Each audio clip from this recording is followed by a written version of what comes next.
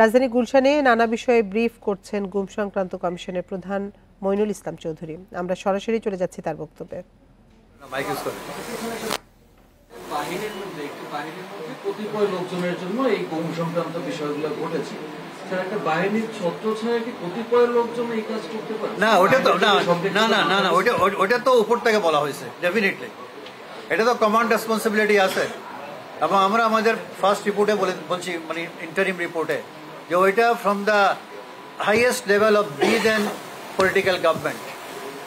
এগুলো গুমের ঘটনা মোস্টলি হয়েছে as per the directive or at the behest of the highest level of bid and political government.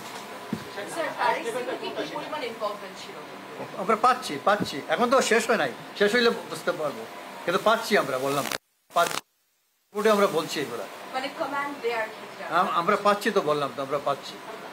আমাদের শুনেন, এটা খেয়াল রাখবেন, আমাদের প্রত্যেক রিপোর্টে যেটা দিয়েছি আমরা ফার্স্ট ইন্টারিম রিপোর্টে তাই হবে এবং ফাইনাল রিপোর্টে তাই হবে। আমাদের প্রত্যেকটা অবজারভেশন, প্রত্যেকটা ফাইন্ডিং থাকবে এভিডেন্স বেসড, সাক্ষ্য প্রমাণের উপর নির্ভরশীল থাকবে।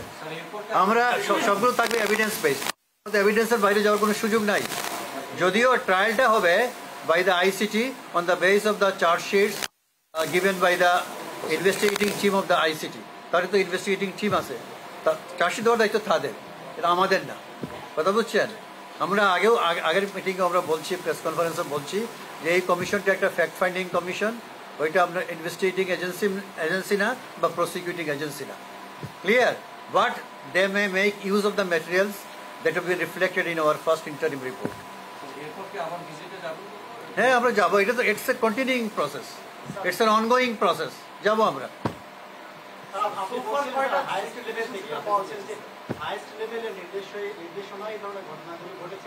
হ্যাঁ, কারণ হলো কি, দেখা গেছে আমাদের ইন্টারভিউ করে আমরা দেখছি যে বেশিরভাগই যারা victim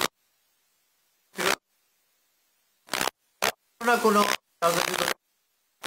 political opponents of the then government, political ডিসিডেন্ট,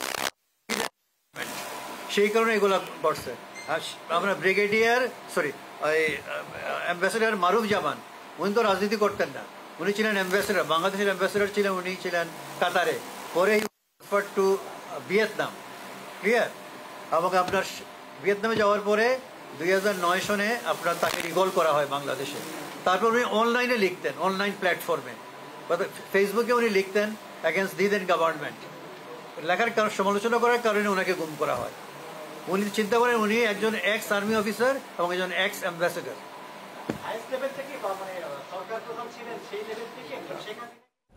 আমরা রাজধানীর গুলশান থেকে গুম সংক্রান্ত কমিশন প্রধান মইনুল ইসলাম চৌধুরীর বক্তব্য শুনছিলাম। চলে যাচ্ছি পরের খবরে।